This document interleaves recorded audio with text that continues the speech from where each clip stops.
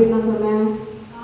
ஆவியில் எளிமை உள்ளவர்கள், துயரப்படுகிறவர்கள், சாந்த குணம் உள்ளவர்கள், நீதியிலே பரிதாபம் உள்ளவர்கள், இரக்கம் உள்ளவர்கள், இருதயத்தில் சுத்தம் உள்ளவர்கள், சமாதானம் பண்ணியிருக்கிறவர்கள். இவர்களெல்லாம் இறையரசின் பிள்ளைகள்னு உங்களுக்கு நான் சொன்னேன்.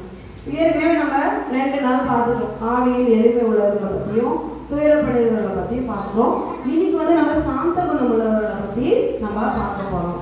இப்போ சாந்த குணம் அப்படின்னா சாந்தம்னா என்ன சொன்னேன்?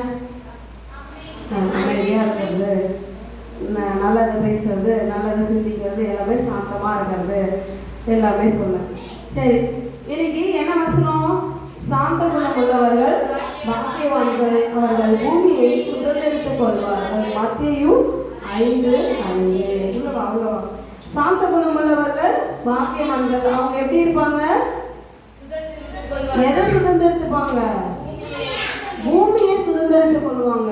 பூமி எவ்வளோ பெருசு இல்லையா? சாந்த குணம் உள்ளவர்கள் பூமியே சுதந்திரித்துப்பாங்க அப்படின்னு சொல்லிட்டு நம்ம ஏசப்பா வாக்கு பண்ணியிருக்காரு. நம்ம தேவன் வாக்கு பண்ண ஒவ்வொன்றும் நமக்கு அப்படியே நடக்கும்.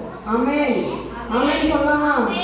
அப்படியே நடக்கும். சாந்த குணம் உள்ளவர்கள் பாக்கியவான்கள், அவர்கள் பூமியை சுதந்திரித்துக் கொள்வார்கள். திரும்ப சொல்லலாமா? சொல்லு.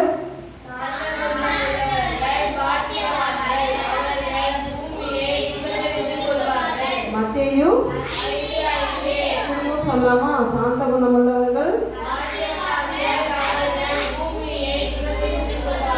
சாந்த குணம் உள்ளவர்கள் பாக்கியவான்கள், அவர்கள் பூமியை சுதந்திரித்துக் கொள்வார்கள். ஸ்டாப் பண்ணு.